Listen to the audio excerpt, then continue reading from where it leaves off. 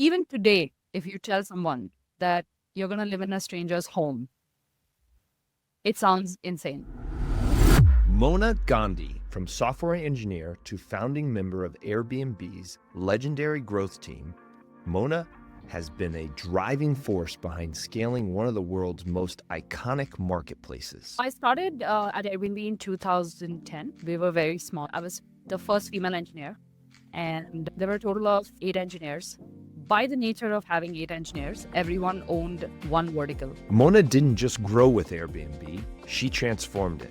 From pioneering host acquisition strategies to scaling performance marketing, she helped Airbnb become a household name. The hardest part of Airbnb's initial years was this core problem statement of how do you balance supply with demand, because it was one of the first marketplaces where the entire experience of the user was going to be offline, but the discovery happened online. Mona's journey didn't stop there.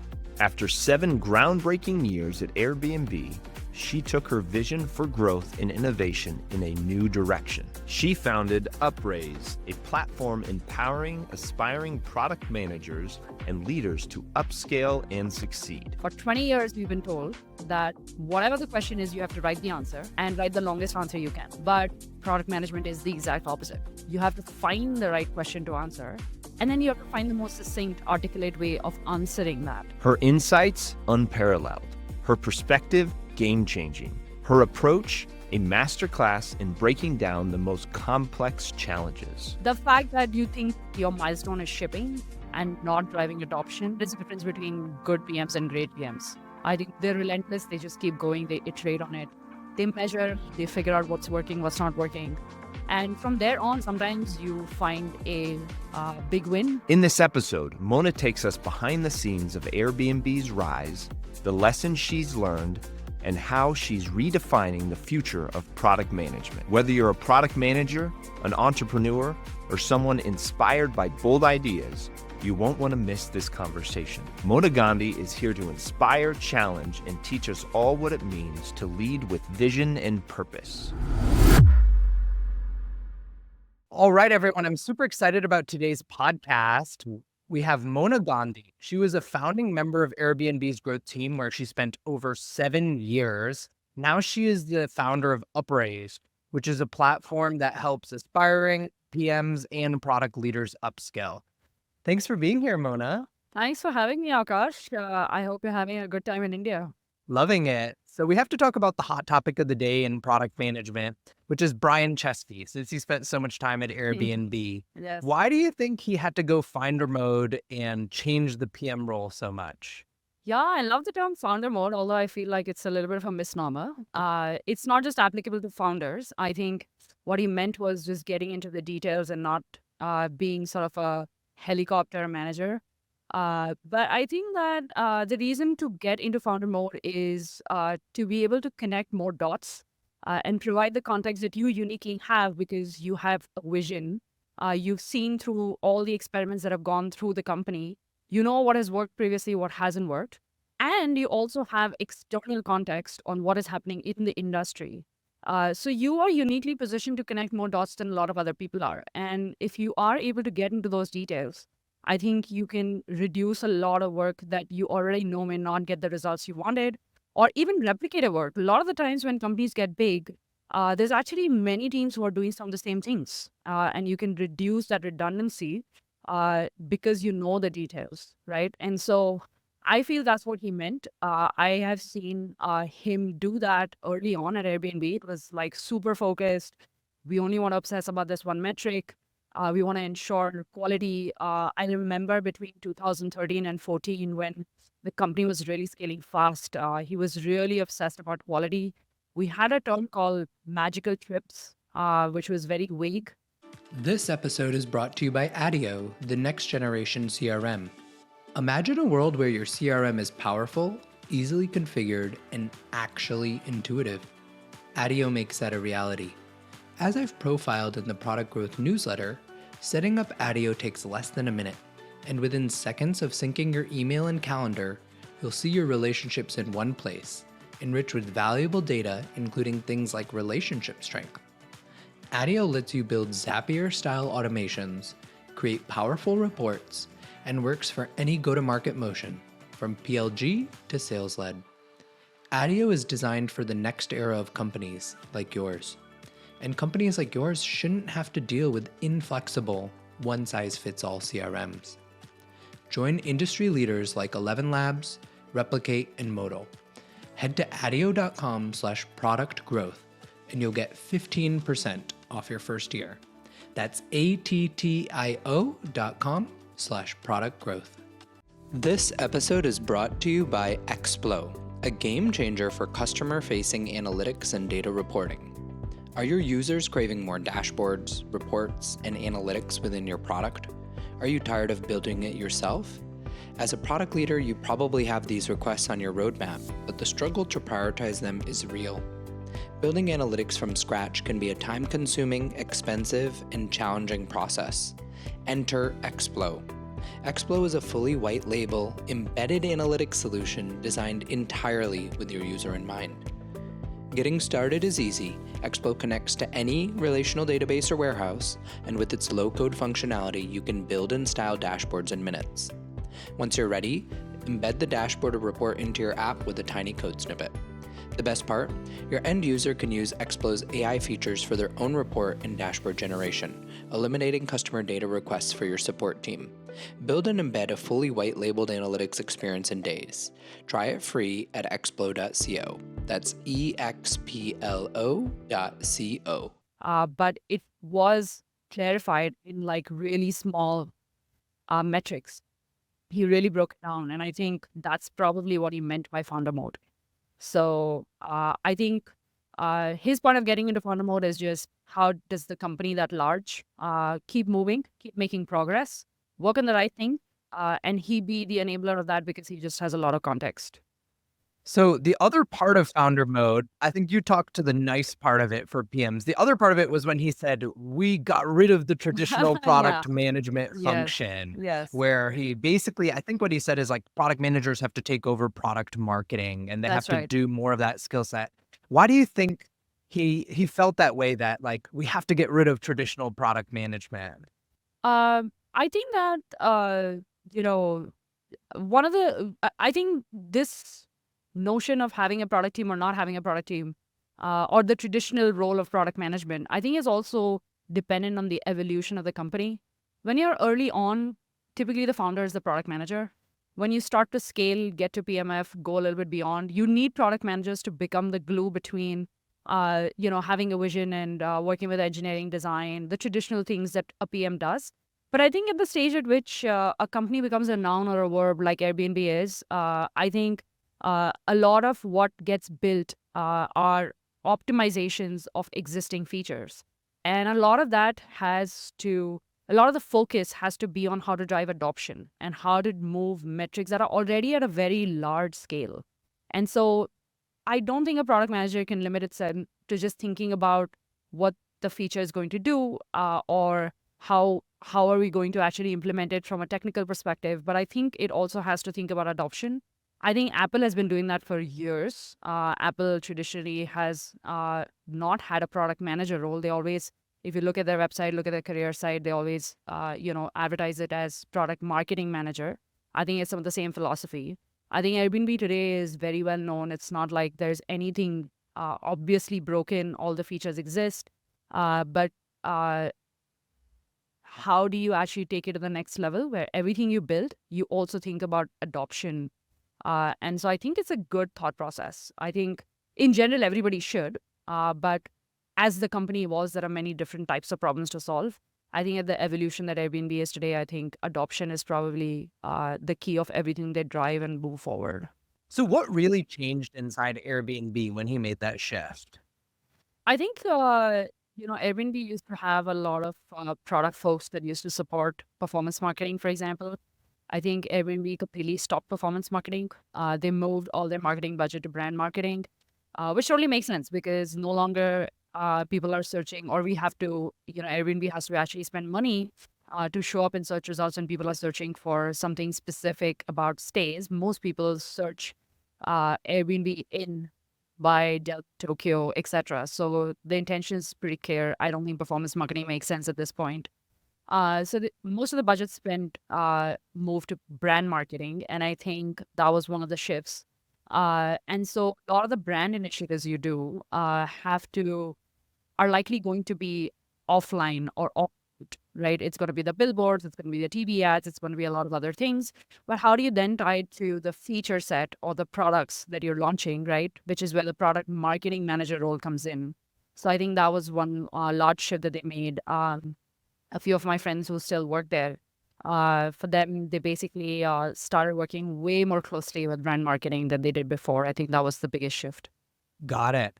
And should more companies emulate what Brian Chesky's done for product managers? I definitely think, I don't know, they can just cut, copy, paste, but I think what they could do is, I think there is definitely a lot of value in every product manager thinking about adoption. Whether you have the title of a product marketing manager or not, I think ultimately everyone's building products and features so that users can use it and solve their problems. Success of every product feature is the adoption, right? Is the scale of usage. And so I don't think there's absolutely zero downside to thinking about how will users find them, how will they discover it, where in the entire journey should that be integrated, how does marketing, either from a PR perspective or a brand perspective, how do you integrate your features into it? I think there's a lot of value in it. So I absolutely think a lot of product managers should think about adoption. I think somehow that option of, handed over the feature was launched. It's like, okay, now it's ready for launch. Maybe the marketing team will figure out how to position it. The marketing team will figure out how to get distribution for it. But I don't think, I think it's the way Brian thinks about it, which is taking that one last step of adoption, I think is super valuable for every product person, including founders of early stage startups to mature companies like Airbnb, right? So I definitely think there's value in that. There's no point in shipping a feature if nobody's using it. Exactly. Yeah. But somehow those responsibilities get distributed. You somehow think that your core function, and especially when you're in this mid-career, mid-growth stage where you kind of found product market fit, but you need to scale it. Obviously, the journey from zero to product market fit requires a lot of trying and testing. I think a lot of product managers have it inherently in them that they have to also think about usage and adoption. But I think between product market fit and this, scaling growth, a lot of functional experts and functional teams get built where it's like, oh, my role is to ship a feature. It's the marketing team's role to get the word out, get the distribution. But I think, those adjacencies where that context drops is what if you had a product marketing manager kind of have drop context helps. So if somebody's a product manager listening and they want to make sure that they do focus on adoption, what are the things that a PM should be doing to better connect with marketing to drive adoption of their features? Yeah, I think there are three things you could do. Number one is, I think, the Amazon way of sort of, starting working backwards, which is starting with a PR or a PR FAQ on exactly what the user is going to read when you launch the feature. That gives clarity on exactly what you're going to do, but more importantly, also what you're going to leave out, right? What you're not going to do. And I think from there on, it becomes clear to all the stakeholders, whether that is engineering, design, product marketing, on what is it they're going to ship, right? Once, I think driving this clarity is the hardest. The more interesting sort of thing that I've noticed in while features get shipped is the GTM strategy is not a specific list. Like, it's not a task in the list of things to do. It's like, here's the problem we want to solve. Here's the business metric we want to move. Here is how this is the understanding of the problem. Here's your target audience. These are some solutions on how we're going to solve it. And we're going to pick this one because of XYZ constraints or reasons. And that's where it ends. And then execution starts. But there is a aspect of go-to-market. And often gets discussed in hallways. People will send you, your stakeholders, leadership. They'll send you, disparate ideas on, if we integrated here, or we had a partnership with this one, or we did performance marketing here, or we did some PR here. It's all like disparate while the product is getting built, right? It's not a separate activity that most people do very deliberately. And I think that's where actually a PM can actually step in and do a great job of synthesizing all this information from different stakeholders because you're the nucleus of the team. And actually, it's a moment for you to shine because it's not part of the jobs to be done per se, but you can actually aggregate all these thoughts and build a GDM strategy on what needs to happen pre-launch, launch, and post-launch, and try to see if you kind of covered all the aspects of driving adoption, right? Which is essentially the role of a product marketing manager, because then in that GDM, there is a marketing team, there's a PR team, there is other partnerships, business operations teams that you're going to have to So integrate many. with, right? And I think that's what gets your mind going. That's when you start to find new innovative ideas of how you're going to drive adoption. Because if you think of feature in isolation, it's always just the feature. You just don't know where all you integrate it, right? And I think that's basically what the biggest change in a role product manager to a product marketing manager is. I think the focus always is how do I get it out, right? You're always kind of working backwards from what is user going to get and how do I get more users to use it, right? So I think, yeah, I find that thought process actually very useful. So I think number one is just kind of working backwards from your goal, starting with a PR or PR FAQ and kind of working backwards. I think that's one. Second is while you're, building your plan of execution, having and you're kind of gathering all these insights on how to launch a product, actually formalizing your go-to-market strategy and having a plan around it. And I think the third, which is absolutely, I think, most underrated, is measuring after you've launched something. And I think that this is where this might be controversial, but I think most PMs think shipping a feature is success. And I don't think it ends there. I don't think there's any feature that I have worked on that has gotten it right in the first iteration. I think like iPhone's in its 15th generation, right? So the fact that you think your milestone is shipping and not driving adoption is where that is the difference between good PMs and great PMs. I think they're relentless. They just keep going. They iterate on it. They measure, they figure out what's working, what's not working. And from there on, it's, sometimes you find a big win. Sometimes it's just micro optimizations for weeks and months before you get it right. But you have to be willing to go through that drill because concluding after the first iteration, whether it's working or not working, is, I think, making a decision too soon. It's never the best version. And you Yes. always learn something new when you actually Yes. ship it to production. Absolutely. And I think that the last bit is, I think, something that I see as one of the biggest gaps in PMs in India. I think they get extremely excited about shipping something, especially when there's PR, marketing, all these things involved. They feel like it's a victory. Everybody in the company knows that I've shipped something important, that it's valuable. But ultimately, the only thing that matters is whether the feature realized its full potential to what you designed it for, right? And that full potential never happens in the first iteration. You have to keep doing it.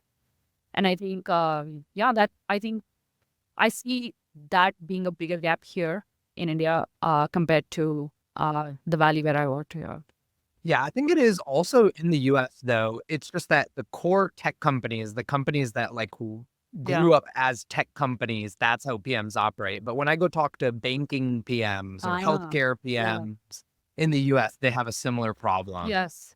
And I think also, I think one other sort of difference in, the approach of problem solving in PMs here versus PMs in the Valley is, I think PMs in India are too obsessed about finding the most creative solution rather than finding the right problem to solve, the most impactful problem to solve. And I think part of it is our own upbringing in the education system.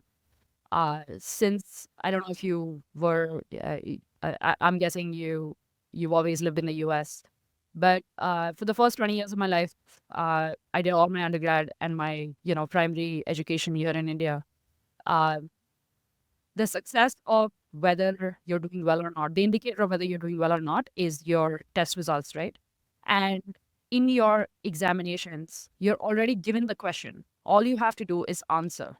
And the success, the earliest indicator of whether you're going to do well in the exam or not is how many extra pages have you taken to fill in those answers.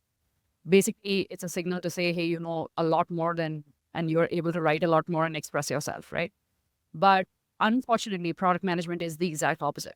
You have to find the right question to answer, and then you have to find the most succinct, articulate way of answering that, which is the exact opposite of what we're trained to do as a success metric. So for 20 years, we've been told that whatever the question is, you have to write the answer and write the longest answer you can.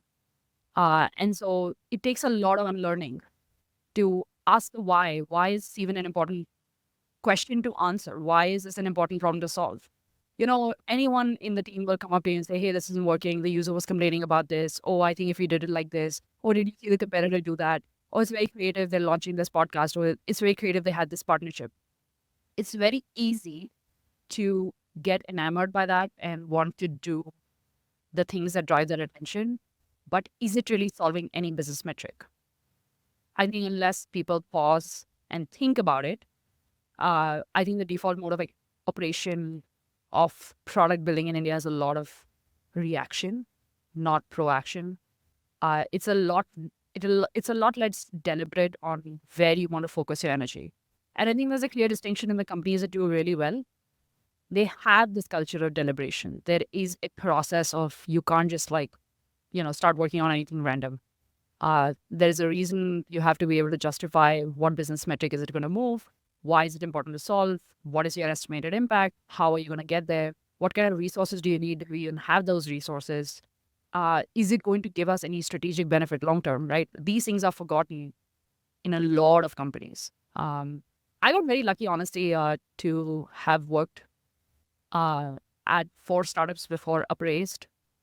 And I got to work with the most iconic bosses that ever are. Like, if I actually explain to you, you might be shocked. But I think seeing excellence and experiencing good culture, you can't really articulate it but the minute you experience that, you know what is bad culture. You know what is not excellence. And I think that is, I think now we're starting to see the culture of excellence in product building in India now.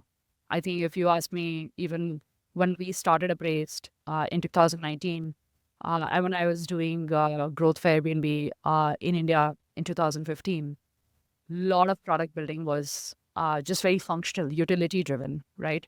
What you saw grow then was a lot of the e-commerces, which was this delivery. It wasn't like product experiences, travel OTAs, which is again a lot of like utility, payment features, again very utility.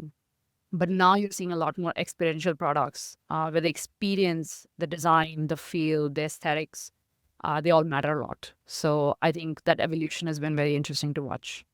So I want to rewind in Yeah. time. I think almost 10 years now. When you joined Airbnb, I believe you joined as a software engineer on That's the right. growth team.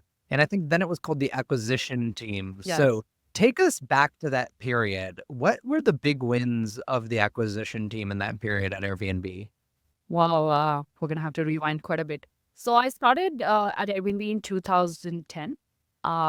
We were very small. I was the first female engineer. And there were a total of 8 engineers.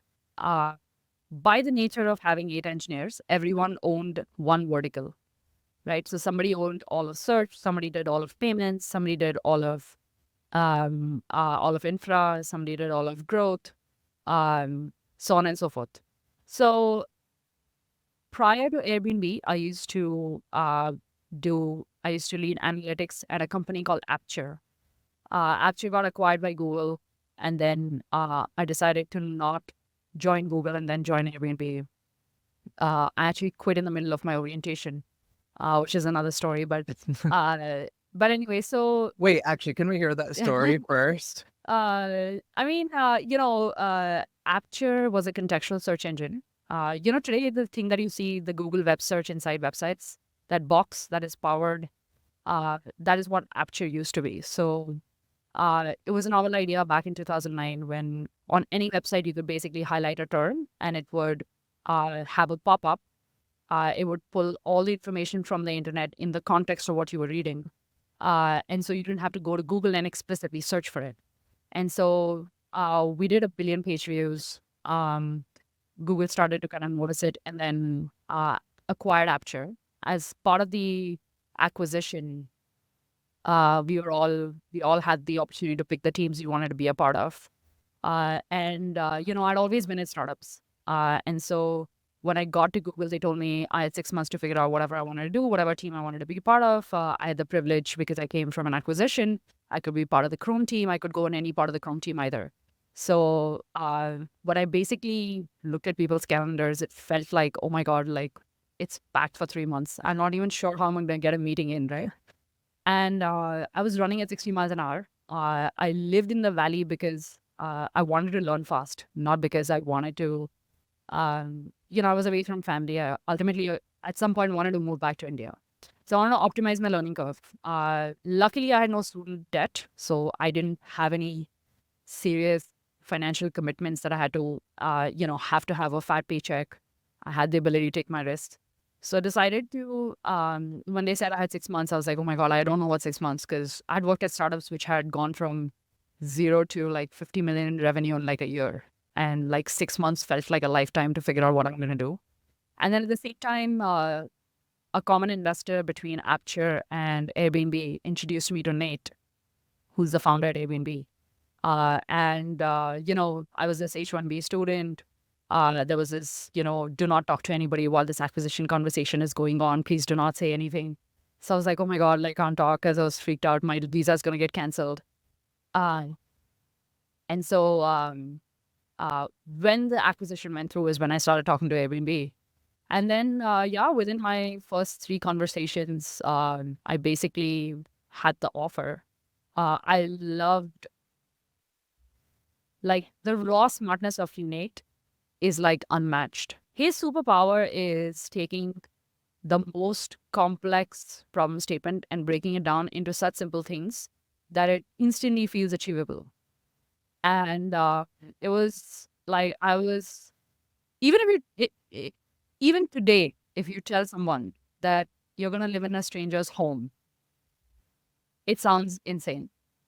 Even today in 2024, imagine I was one of the early users of Airbnb, so I'd already used Airbnb.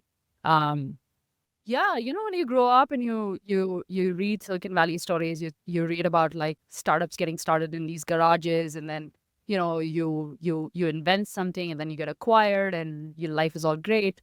And that's what happened to me after 3 startups, right? So I'd done 3 startups before that. Aputure was the one that got acquired by Google. Being at Google is every engineer's dream, especially in 2011. It was great. They were doing a lot of innovative things. But for me, the fact that I had to spend 6 months figuring out what to do, at the same time, I had used Airbnb once before. And the fact that I got to work with Nate was really the reason I decided to join Airbnb. I joined Airbnb in my second week. We had that vandalism PR nightmare. And I was wondering what the hell had I done? Somebody vandalized a home, right? Yeah, and that was like the biggest PR nightmare. But I think we came out really strong from there. I think we launched a bunch of new features. That's when insurance got created. A lot of these things happened. But at the end of the day, I think I honestly joined because I got to work with Nate. He was just exceptional. I felt like if I just got to shadow him, I'll learn a lot. And for some reason, maybe I was naive, but I thought that if I had an offer from Google once, I could always go back if things didn't work out. But actually, when I was, quitting, they made me sign a bunch of things because I was part of the acquisition. I honestly don't know what I signed off. And I had to like be walked out of the campus saying, hey, look, you can't like quit in the middle of the orientation. But I was like, dude, I don't want to be here. I want to actually be at a startup. So who knows? That's how I joined Airbnb. So when I got there, I was one of the 8 engineers. We all kind of worked on one vertical at a time. Actually, there's a funny story. my first engineering meeting, there were only bros, and it was me. And Nate was introducing me, saying, "Hey, Mona's just joined the team. She's our first female engineer." And somebody said during the meeting at some point, something called a bro code came up. And I was like, is this a practical joke? Like, are you guys really like, are you? They kept saying bro code, bro code, bro code. And I was like, I don't know what this means. Like, whatever it is, it's going to end today because now there's not just bros, there's me too. They still didn't get it. And the bro code was if you saw something broken, you fixed it. Even if you were not the one who broke it, right? That was the bro code. And I understood the essence, but I was just like, can't be called bro code. But they just didn't even get it. And I was like, guys, I'm here now. Like, you can't call it bro code. But anyway, so I did acquisition only because I did analytics before. And a lot of the acquisition back then was trying a bunch of experiments, trying to see what works and what doesn't work. I think everyone's famously heard about the Craigslist sort of acquisition. That was probably one of the first early success stories of jumpstarting a marketplace. I think the hardest part of Airbnb's initial years was this core problem statement of how do you balance supply with demand? Because it was one of the first marketplaces where the entire experience of the user was going to be offline, but the discovery happened online. So how do you control that quality and yet enable discovery? So you had to focus a lot on building trust. You had to ensure whatever you saw is what you got. When you landed there were no surprises. We had this storyboarding on Airbnb's walls, which talked about every single frame of a user's journey.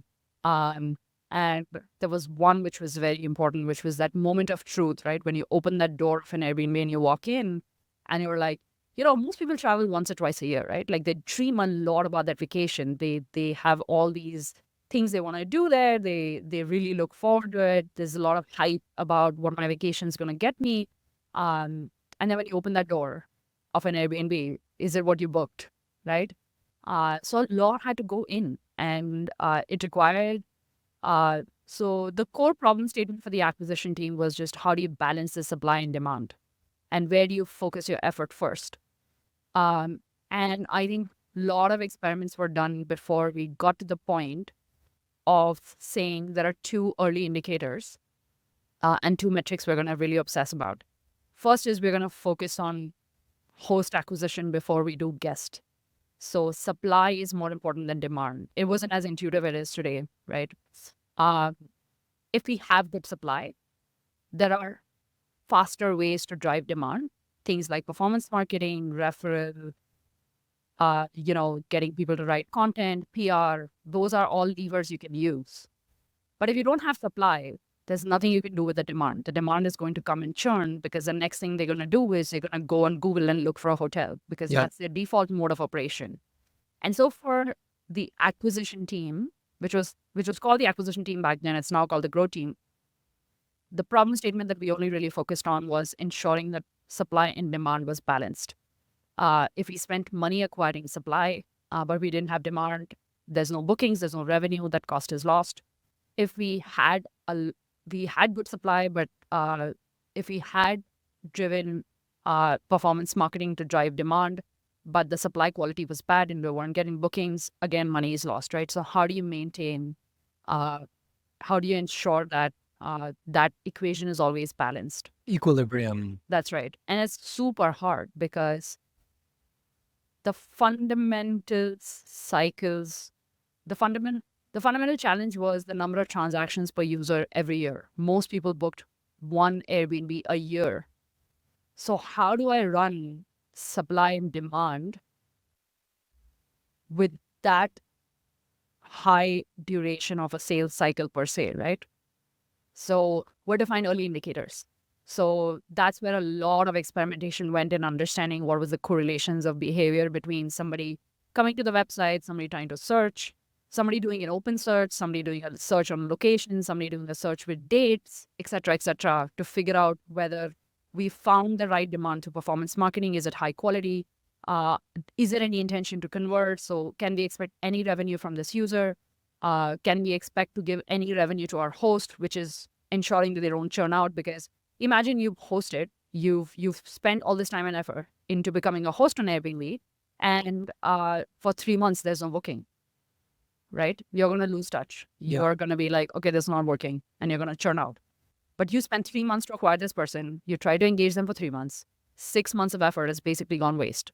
So how do you basically balance that? So lots of early experimentation, lots of micro experimentation, lots of user research, a lot of focus studies, a lot of watching users' behavior patterns on how they're booking, how they're searching, trying and testing different cohorts through performance marketing. So people living in the same city, are people booking Airbnb for staycations? Are people booking Airbnb for international trips? Are people booking Airbnb for just a weekend, for a long duration, et cetera, et cetera. So lots of experiments in that space. So, but I think there are three big ones that I remember the most. The first one was what's my home worth calculator, which still exists.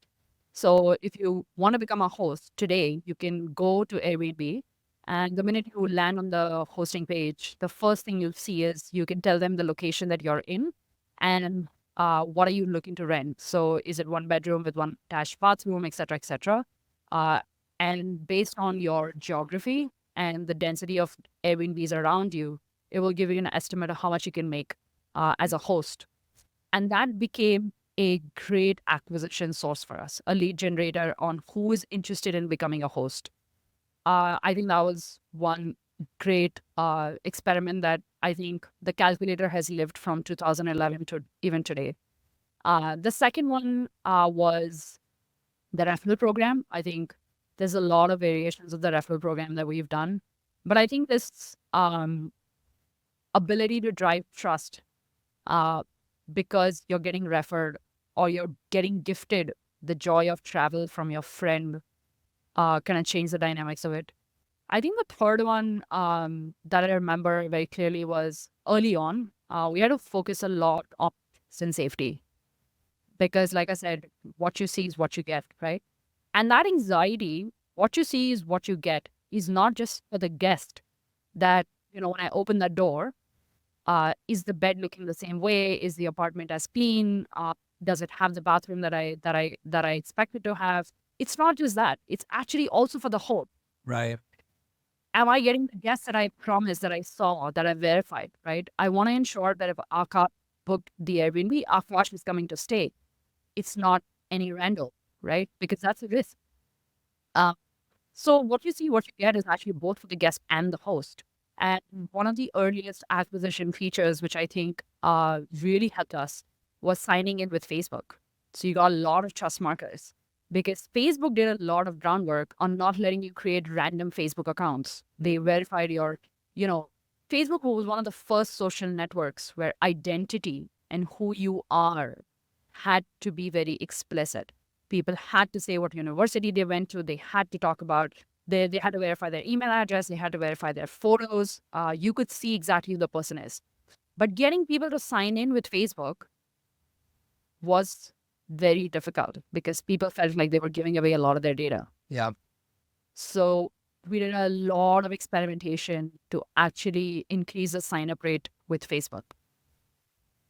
To this day, my Airbnb profile picture is my Facebook picture from 2012. So See, pulled it that. says a lot. And I think Airbnb's, I don't know, but maybe even today, Airbnb is probably the only booking site where we verify our identity. Actually, if you go on booking.com, you could just book without ever sharing anything about you except for your email address. Right. But on Airbnb, you actually upload your IDs, your passport, your other information. If you signed in with Facebook, we've also verified that you have a network which is legitimate, you've gone to a good college, et cetera, right?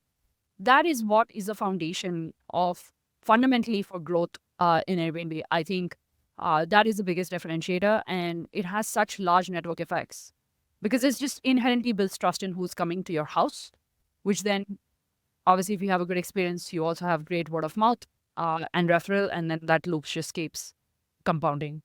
So I sort of have two follow-up questions Yeah. from that. The first is who's the PM in this situation? Was it Nate who was coming up with these experimental ideas? Was it the whole founding team? And then the second is, it sounds like you guys were doing a lot of quick shipping, quick experimentation. It seems like Brian has taken the company away from that direction now, where they just launch like one or two things in those big launch periods. So talk to me a little bit about that. Yeah, I mean, we were shipping a lot of things. Honestly, we didn't really have that many PMs uh, at the time, right? When we were doing all this experimentation between 2010 and 2012. That was like, I think, the hardest period of Airbnb. I think everything that could have gone wrong did go wrong. Everything that we did not expect would scale actually scaled. I think travel inherently is a global product, but we never expected to have presence in 80 countries overnight. Things like that, right? So lots of great things happened as a consequence of those things, right? We had to react fast. When there's a PR nightmare with somebody's house getting vandalized, forget about PR. Like, it's just bad experience. Nobody in the company was proud about the fact that there was a vandalism case at an Airbnb. We really wanted to solve it, right? And so I think when things like that happen, you don't have the luxury of time. You just have to get it done. And so I don't think there was, especially in acquisition, I don't think there was a PM specifically focused on it. It was very metric focused. It was very metric driven. I think Nate had a large role to play in it. And it really helped that Nate was involved. And he was so passionate about growth because he was also somebody who was leading engineering. So I think one of the unique things about the growth team at Airbnb is it was done from a very engineering first approach and not just a marketing first approach. And there was one of the most interesting problems that I worked on is how to scale performance marketing as somebody who's an engineer. So I actually worked with the performance marketing team and built systems. We were only 6-person performance marketing team spending tens of millions of dollars. We were only able to do that because we had systems in play where we could literally create campaigns on a button click. We would input some variables. It would create campaigns on Google. It would create campaigns on Facebook. We had reporting infrastructure that we built out that would track to highest level of granularities.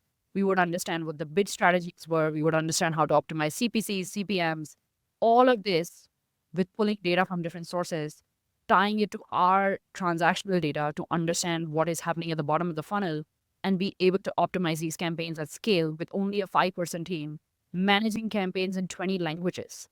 We had to translate all these things because, what a user searching in Italy for Airbnb would see as an ad is very different than a person searching in India, is very different than a person searching in Brazil, is very different than a person searching in the US. But we were able to actually do all of these things with just a very, very small team because it was an engineering first approach. We also had a unique combination of engineering, performance marketing, and data science worked really closely. So we actually had models which could predict whether this campaign is going to be profitable for us or not. Is it going to be break even? Is it losing money? We could find early indicators. So one of the early indicator breakthroughs that came from the data science team was a correlation between searching with dates to somebody making a booking. So if we found anyone coming from a performance marketing ad that searched with dates, extremely high likelihood that they're going to actually make a booking, which makes sense now, right? If you actually think rationally, somebody searching with date means they already planned a trip. They're probably very close to, they're not just looking at destinations and trying to figure out where to go. They actually have a plan. They probably booked the tickets. Now they're looking to book the place. But finding that insight was a lot of data science work. So I think a lot of this was driven by Nate, which really helped because he was a founder. He could define a lot of the priorities. Budgets of performance marketing were very large, which also made it very easy to be prioritized. But I think what was unique about this whole setup was combination of marketing, Nate ability to simplify a very complex problem. Like I said, balancing the supply and the demand side is extremely hard problem to solve. Has so many variables. Like if I start talking about it, I can go on for like 5 hours. And then adding in engineering and data science to make it like a machinery that runs. I think the same setup ran from spending $1 million to like, I think close to like 70, 80, 100 million, without expanding the team or going crazy about it. So I think we didn't have a PM, but we did have these key stakeholders. Things shipped really fast because obviously money was spent, so it had to ship fast. Second is, I think we just didn't have the luxury of time because we had good problems to solve. Things were scaling very fast in certain geographies. We could not afford to like take our time to think and have processes to ship. And third, I think Airbnb has always been a lean company. If you think about a travel company, the scale of Airbnb making $4 billion in cash flow compared to a lot of other travel companies, the size of Airbnb is extremely small. It's super lean. It's always been. So I think those things really helped. But to your second question, which is the opposite of what Brian is doing now? Yeah. It's actually not. It's actually going back to what he did before. Okay. So early on, in the first 3-4 years, Brian was involved in a lot of the product decisions. Like, what are we going to ship? How are we going to ship it? I think in the middle, we went through, even in my time of 7 years, I didn't have a reorg in the first 3 years of my Airbnb journey. Between year 3 and year 7, I probably went through 5 reorgs. And it was because the company was scaling in a very unique way. Nothing like this had been seen before. It was a marketplace company. It was a global company with like operation centers and offices in like 20 destinations. It was uniquely structured because demand was centralized, but supply was decentralized. So we had, the India team, for example, spends a lot of their time in acquiring supply in India, but they don't control the demand part of it. The demand is still centralized because we want the same brand, the same messaging. Supply is decentralized. So imagine there's an India team, there's a Japan team, there's an Italy team, there's a Brazil team. They all have control on the host they acquired, but they don't have control on the demand they drive to those hosts. So while I'm onboarding the host, I'm going to tell them, hey, look, you're going to get a lot of business from Airbnb. You can make this such amount of money. But how do I actually deliver that? Because that function is decentralized. And there's a very important reason why it's decentralized, because most transactions on Airbnb are happening with people from 2 different geographies. It's all international travel. So the person who's going to live with a host in Bangalore is actually coming from Italy. So if the demand was centralized in India, they would never know how to appeal to an audience in Italy. It has to be centralized. It also had to have the same brand and the same messaging and the same promises we made, right? Because we want to deliver on those promises. It had to be, you get what you see, here is the description, the same format of amenities, so on and so forth. So it made a lot of sense for demand to be centralized, but it led to a lot of complexity, right? We're promising, but can we deliver? Because for the demand team, they have to start knowing their priority. Maybe India in Bangalore is probably at the bottom of the stack. Does that mean that host in Bangalore cannot be promised anything, right? But if they can't be promised, they can't be onboarded. So what then is the Bangalore team going to do? So things like, right? So between 2014 and 17, I think we went through a lot of that reorg to try to figure it out. I think that's when Brian kind of stepped out from the details and spent a lot more time in figuring the org structure out, figuring the inefficiencies out, hiring leadership, creating hierarchy, so that things would move. But unfortunately, it didn't kind of work out the way he thought it would. And I think in the last 2 years, he's kind of gone back to the mode that he used to operate before, which is he knows every project that is getting worked on. He knows the details because he's so uniquely suited to connect the context. He has so much in his head that no single person has, right? He and Nate have the most context in the company. They know exactly the experiments that they've done before that has worked, hasn't worked. They don't want to repeat the same mistakes. But you can only provide that information if you know that something like that is getting worked upon. And you only know that if you get into the details. And I think that's what he meant by founder mode. I think Paul Graham just labeled it as founder mode. And I think a lot of people think founder mode is only for founders. But I think what he meant was an operator mode, right? An ownership mode, which is you're not just managing or being a helicopter and just coordinating things. You're actually getting the details and understanding exactly what's going to work and what's not going to work, right?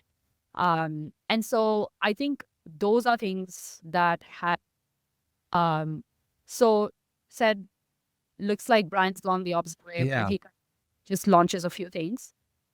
The interesting thing is I think there's this perception that only few things are getting launched at Airbnb. But if you look at every summer and winter release, there's over 50, 60 features. Mm-hmm. It's just that they get condensed into a launch. And obviously, there's always these 2, 3 star features that get a lot of press and get a lot of talking points around them. And so a lot of people think that it's just 3, 4 core things that got launched. Like, the co-host thing that got launched recently. It's not just a co-host thing. There's a lot of search filters that got added. You could actually search for Airbnbs with a pet. You could search for Airbnbs with other things like where I can host a party, where I can do barbecuing, etc., etc. But those are small iterations. They don't get noticed as much as big launches, which are first time, like, big bets that Airbnb's taken. But like in their last release, I think they launched like 53 features or something like that, which is insane in a 6-month duration. So I think Brian's actually gone back to what it used to be when I first got to know him. He knew everything that was happening in the company. He knew absolutely everything. He knew everyone. And he would randomly bump into you while you're going having a coffee, and he will ask you exactly the project you're working on. He would know it down to that detail. So I think he's back to that. And I think that it's good. I think there's going to be a lot more velocity in what Airbnb does going forward. And I also think that because of COVID, again, I think a lot of things that have happened that have been dramatic at Airbnb have been a consequence of the magnanimity of the events that have happened has required like a disproportionate response. And those have been the biggest shifts, right? So you look at COVID, getting rid of, the company had to downsize, had to figure out what are the key focus areas they're going to work on because they didn't have that much capital to go. Understanding where they're going to focus, going back to their core, going back to their roots, restructuring the org back to what it used to be in 2010, which was very functional. Now it's probably the only public company in the world that is fully functional org. Going back to this idea of launches being condensed, this idea that everybody has to think about adoption. And that, every manager is not just managing, they're also a contributor, right? I think that is the fundamental difference between non-founder mode and founder mode, that everyone's got to roll up their sleeves and get into the details. I recently heard Brian talk at an event where he talked about this concept where he not only firstly, he doesn't do one-on-ones anymore. And secondly, everyone that reports to his reportees also report to him. So he knows exactly what's happening. I think that's super awesome. I think now that I'm a founder, I can appreciate why that makes so much more sense. So I heard 2 big buckets of work that you talked about in quite a bit of detail. One was kind of creating equilibrium for the acquisition engine. Second was like scaling up your performance marketing.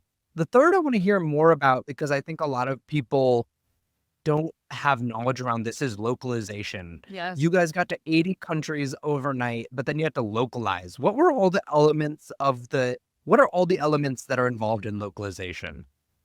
Oh my God. I think, okay, I'll try to, short answer to your question is everything needs to be localized, right? Everything from how people discover Airbnb, which is nothing to do with your website. Every country has a unique acquisition strategy because you have to go where users are thinking about travel. And travel in Asia, how people think about travel in Asia is very different than how people think about travel in Europe, is very different than how people think about travel in South America, right? So you have to firstly localize that. What does that actually mean? I'll give you a few like really insane examples. So, for example, in India, in Asia, um, most people until uh, early 2014-15 used to think about travel internationally by going to a tour operator. So Right. you would go to an SOTC or a Thomas Cook because there were so many things you had to figure out. For most Asians, visa is the biggest problem. They don't have visa to travel to Europe. They don't have visa to travel to America, to Canada, wherever, right? And there's so much paperwork. Everything is manual. You get rejected once. There's a problem. You're getting visa again and again. There's so much ambiguity, right? So they just prefer going to a tour operator who can then handhold them from start to end. Asians also have a different way of travel. Asians love to take their culture and go wherever they are. As opposed to that, as opposed to Asia, people in America, for example, actually travel because they want to experience the local culture. They want to keep their culture home and they want to go to a new place and experience it fully and embrace it. So people from Asia, when they travel, they like to carry their own food. They want the same breakfast. They want to sit in, they generally travel in larger groups. So it's not like just two people. It's not 10. Typically tends to be 4 or 5 people. They want to have the same breakfast in the morning, the same chai, the same poha, etc. Right? And they all kind of hang out in like a living space and chitter chatter and do all these things. So each way of travel is very different than the US way of travel, right?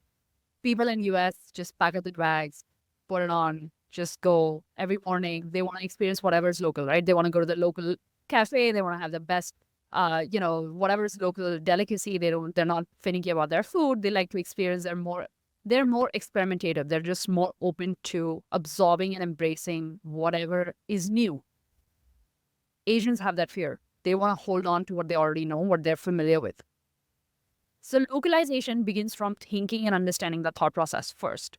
And from there on, like addressing all their fears to make them experience what we ultimately want them to experience. Right? So I'll talk about the localization, for example, that we did in Asia versus what we did in the US. The first set of expansion for Airbnb happened going from US to Europe. Culturally, travel was very similar. So how Americans travel is also how Europeans travel. So the only localization we had to do was actually translating the website. Okay. So if you're in Italy, you saw it in Italian. If you're in France, you would see it in French, things like that, right? That's not an extremely easy problem to solve because a lot of our content is user generated, is the description of the homes, right? How do you ensure that you are not doing, if you just Google Translate it, it may not come out to be exactly what the host intended it to be, right? So the host is writing in their own language. We now have to translate it based on wherever the guest is looking at it, right? So host is written in Italian. Now there's somebody from India who's booking it, wants to see it in Hindi. We have to translate it in Hindi. Somebody from Brazil is seeing it and he wants to see it in Spanish, wants to see it in Spanish, seeing this Portuguese, right? Whatever the language of the guest is, you got to translate it, but keep maintaining the essence of what the host was trying to articulate on what to expect when they get to when they get to their house. So it wasn't a simple problem to solve, but of all the localization problems, I think that was the easiest to solve. So that was the first one. The second one was so the first level of localization was going to Europe from the US, which we started by first localizing, just translating. Then and a lot of the places where a lot of the sources from where our acquisition came in the US actually continued over in Europe because it was the same things. People were searching on Google. They were Facebook users. They use the same social networks, same trust signals. So it all kind of worked. The second level of optimization and translation, localization we had to do was payment methods. Payment methods in Europe are very different than US, right? People don't always use their credit cards. A lot of it still happens in cash, et cetera, et cetera. So the second level of localization was payments. But in 2014, we actually saw so much of organic growth coming from Asia. And that turned out to be our biggest beast when it came to localization. We thought of localization up until that point. We thought about localization from the context of a region. So we said, North America to US, North America to Europe, we just have to tackle the entire European region. So we took that same approach and we tried to apply it to Asia. We have to localize the entire region, which is Asia. But after a year and a half of like back and forth, we basically realized that we can't think of Asia as an entire region. Every country is different.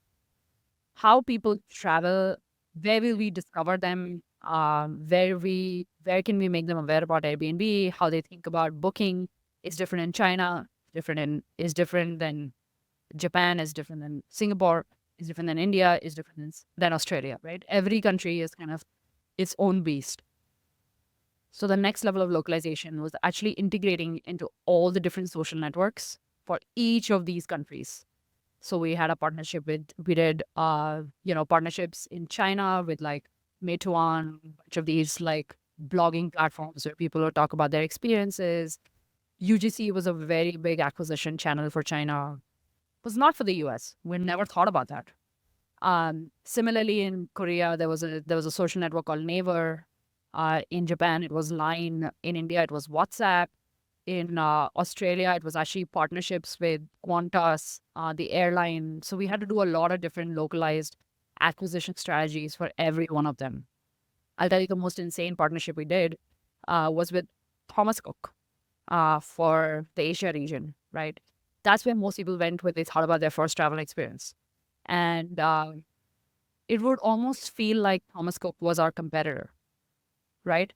Because their bread and butter comes from commissions they get on travel, which is on air travel, the tickets, and stays.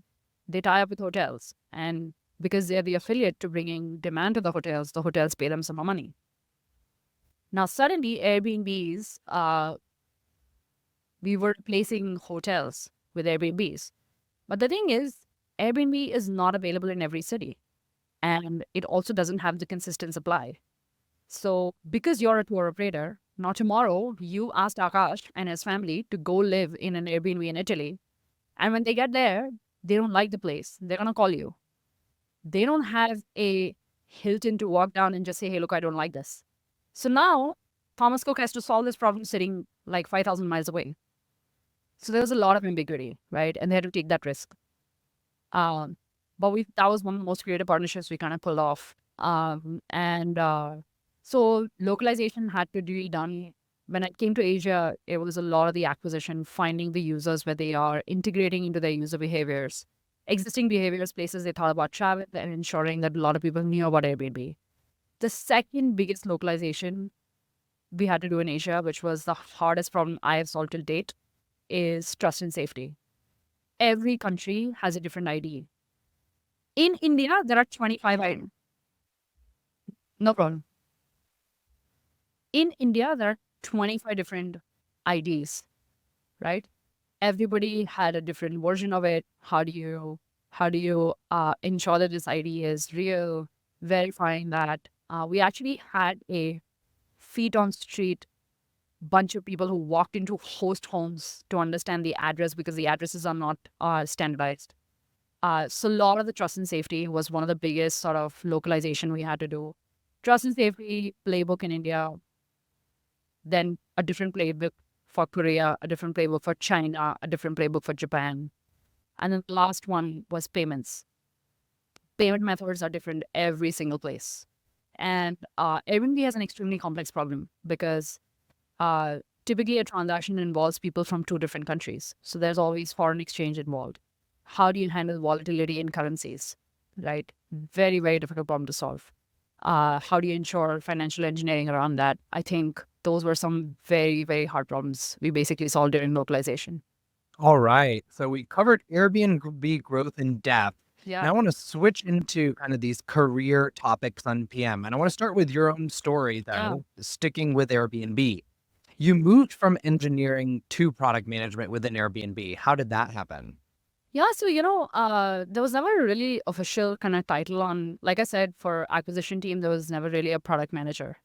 I think the first product manager on the acquisition team, at least on the performance marketing kind of role that I was focused on, was after I left. So basically, sort of it was sort of an intersection of working with engineering, working with business, working with marketing, kind of getting that role done.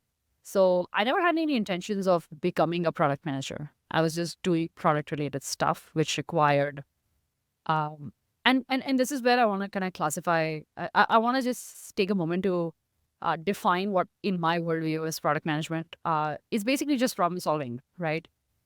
If you think about my career trajectory at Airbnb, I've solved problems in many different arenas.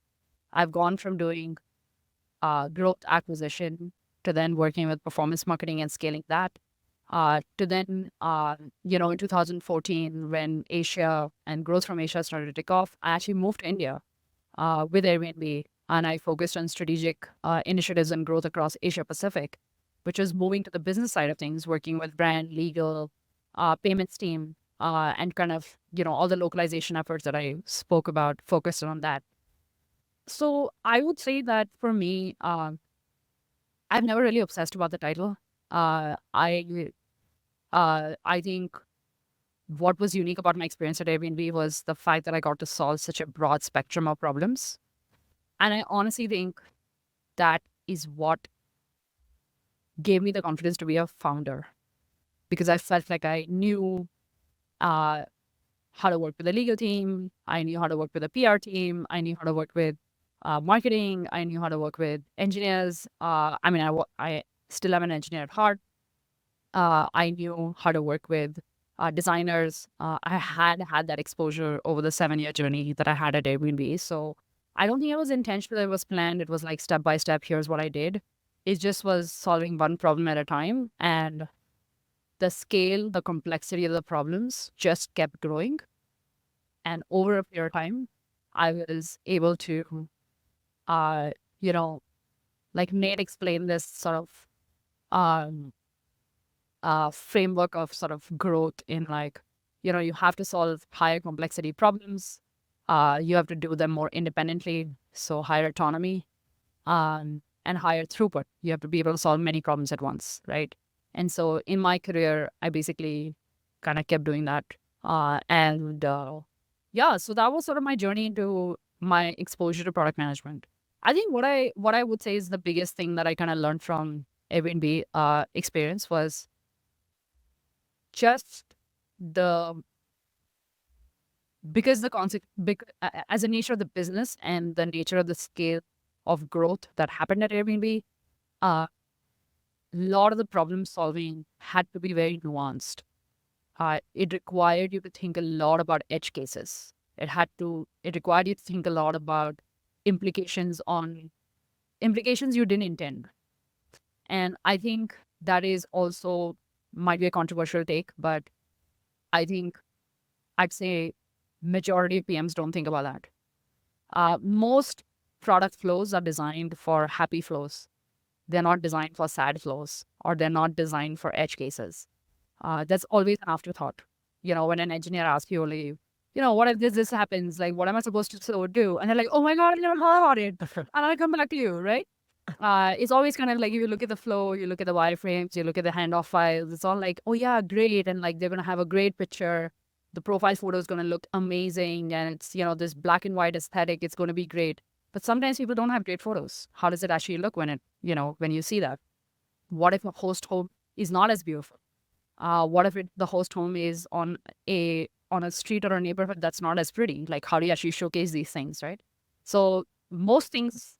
So I think my journey at Airbnb was, I think, the best product school I could go to, without having the pressure of I want to transition into product. So what is the framework I kind of use? So it was almost like I was just solving problems.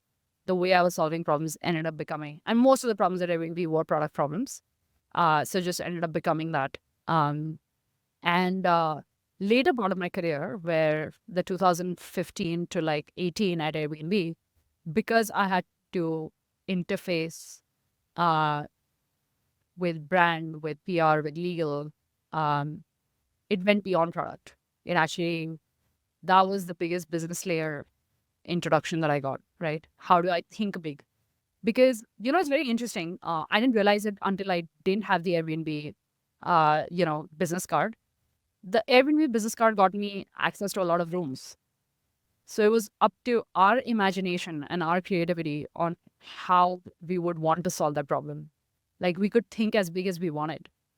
And I don't think I would have ever thought about if I was not at Airbnb and I didn't have access to the leadership, the extremely senior leadership at Thomas Cook, I would have been able to pull this off, right?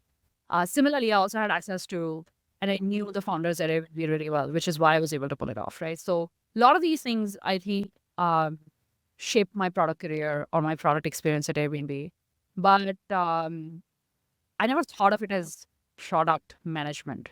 It was because the true product management scale that happened at Airbnb was when I actually moved into the business side of things.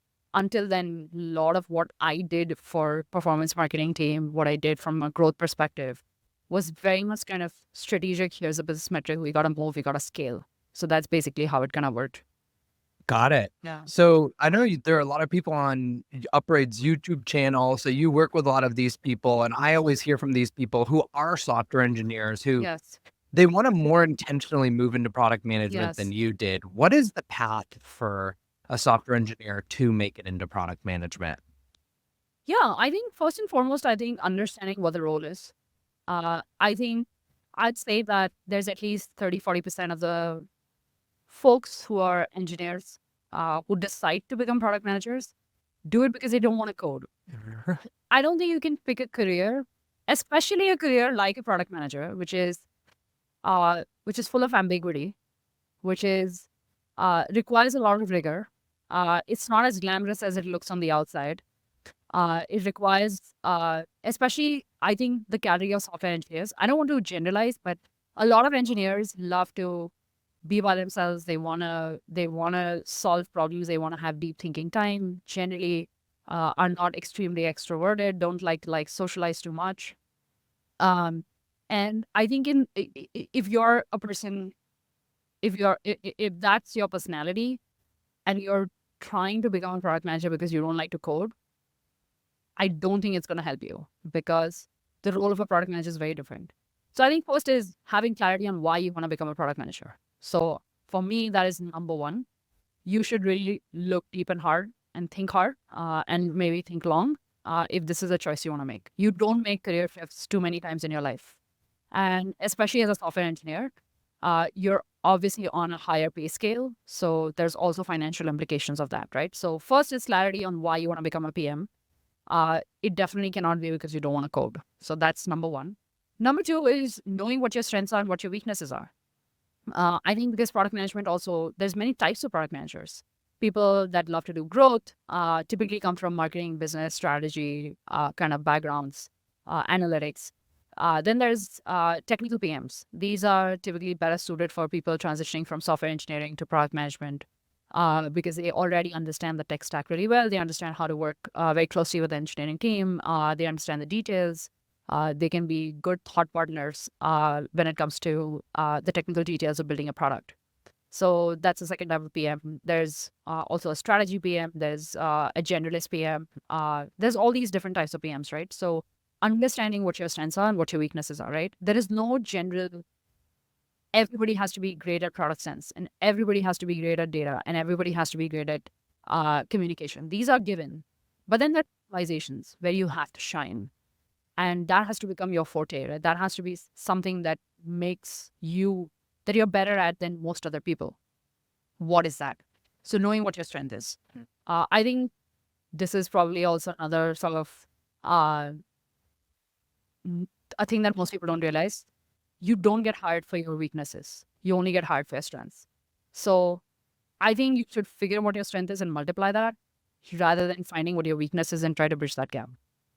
Of course, some weaknesses, if bridged, make your strength really powerful and you should only focus on those. You don't need to fix every weakness under the sun, right? You can make up for that by hiring people in your team. You're not going to do everything. So knowing what your strength is, I think, is super important. That's the second step. In product management, that's always been tricky because it's somewhat fuzzy, how do you tell people whether you have a great product sense or not? How do you tell people whether they're good with data metric, things like that, right? And so actually, when I started Appraise, one of the first problems I set out to achieve was, I think you have to remove ambiguity and vagueness around this, right? What am I good at? How do I figure that out? So for the first 9 months of Appraised existence, I actually spent building a test called the Know Yourself test. It's actually free; everybody can take it. But you take a 55-minute test. It's a case study. It's like a problem statement you're solving, and it has 50 different branches based on what you're naturally wanting to solve. You go down a branch and you keep solving it in levels of detail to understand what you're really good at. So it's not a test you have to prepare. It's not like a CAT. It's not like an MBA prep exam. It's a 55-minute test. You just come, you take 30,000 plus PMs have taken it, and people find what they're good at. So I think the second step in the process is, if you have clarity on why you want to become PM, understand what your strengths are and multiply those strengths rather than finding and bridging your weaknesses. So that's my second sort of critical step.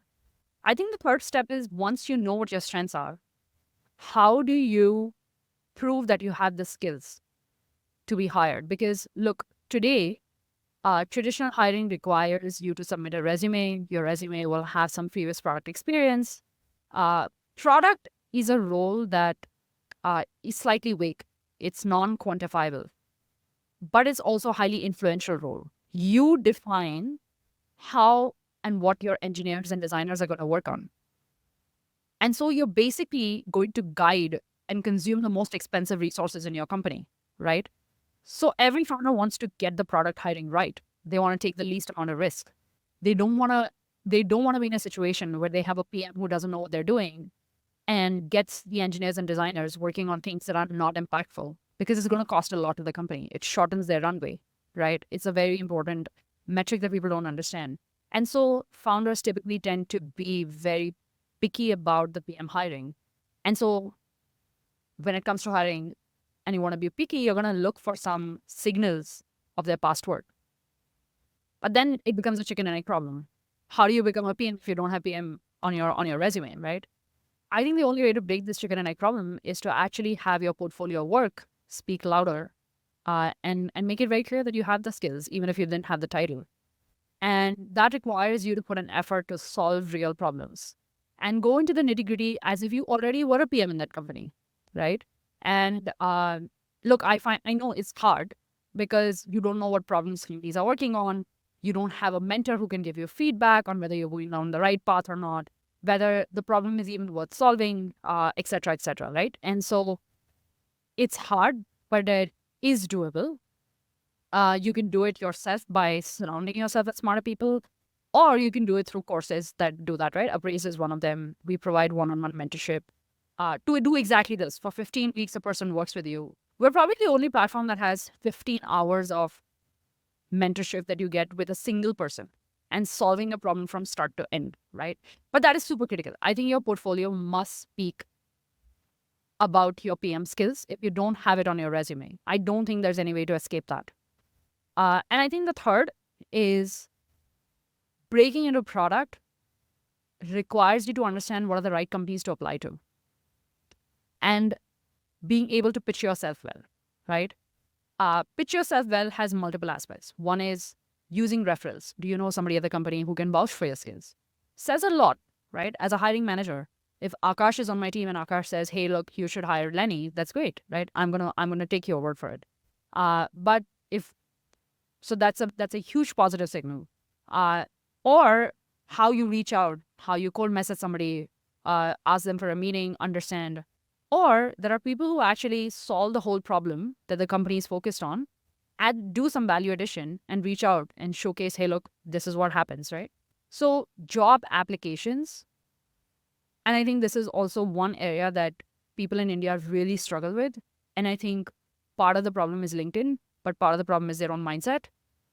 LinkedIn has made it so easy to apply that you just go to LinkedIn and there's 50 PM jobs, tick, tick, tick, all done. It's easy apply, right? But that's exactly how you shouldn't think about your job or your career. Like, it has to be more intentional. And you must have a target list of companies you want to be at. You must do the research on why is that company interesting and exciting to you? What problem at that company gets you excited? Speak to that problem. Try to solve it in some way, articulate it in some way. Find the person who's working on that problem. Cold message them. Cold reach out to them. Tell them this is the thought process I've done. This is the research I've done. It's easy to stand out that way. And hopefully that also helps you in the interview process. It's part of the interview prep. So I think that's the fourth thing. And I think the fifth thing is product management interviews are very different. They are not like your traditional, especially if you're going from software engineering to product management. Software engineering interviews tend to be very, very binary. Like you write a code, it either works or it doesn't work. And you know at the end of the interview whether you've done well or you've not done well. In product management, product interviews typically are broad problem statements. And you can be yapping for 45 minutes without getting to anything meaningful. So having structure to your thought requires you to practice. It doesn't come naturally to anyone. Even consultants who do presentations, people who work in McKinsey, people who are in leadership roles, even they practice their presentations 50 times before they show up, because in 30 minutes, they have to convince the client that they're going to be able to make a dent in their business. You got to think of yourself that way, and practice is essential. Like, I don't think you can just show up and answer the question on how Uber can enter into air taxis if you've not taken any time to know how to approach a problem as vague as this, right? So I think that's super important. I think one of the most underrated things in product management interviewing is doing mock interviews. And when you do mock interviews, ensuring who are you doing mock interview with? Somebody who understands the space, somebody who has the comfort to challenge you, the comfort to give you critical feedback, right? You're not going to get 50 shots. You don't have the opportunity to interview at 50 companies. You have the opportunity to interview at 4 or 5. You have to crack one of those 4 or 5. To crack one of those 4 or 5, you have to practice. And you have to practice with relevant people, not just practice aimlessly. I think that's another common mistake I see people make. When they think about mock interviews, they just practice with their buddy. If the buddy is a product manager, that's great. If the buddy is not a product manager, it's very difficult for them to give you feedback that's actionable for you, for you to fix something, for you to do better in the interview. So knowing where to spend your time, especially in interview practice, is super critical. I think these are the 5 things I would focus on. I think there's actually a very structured approach you can take. Contrary to popular belief, I think people think that transitioning into product management is like swimming in the ocean. You don't know when you're going to get to the shore. I think if you have a plan and you approach and you put structure to it, you can get there. But it does require a lot of consistent effort and rigor on your part. But I think if you have clarity on why you want to be a PM and you are somebody who's extremely curious as an individual, I think it's one of the most fulfilling careers, because the breadth of problem statements and the questions you get to address are really fascinating. They're not limited to the only limit in product management is your own self-edit, right? You just say, I can't do this. And so you don't want to solve that problem, but every problem is up to solve. Thank you so much for listening. If you found this valuable, you can subscribe to the show on Apple Podcasts, Spotify, or your favorite podcast app. Also, please consider giving us a rating or leaving a review, as that really helps other listeners find out about the podcast. You can find all the past episodes or learn more about the show at product-growth.com. See you in the next episode.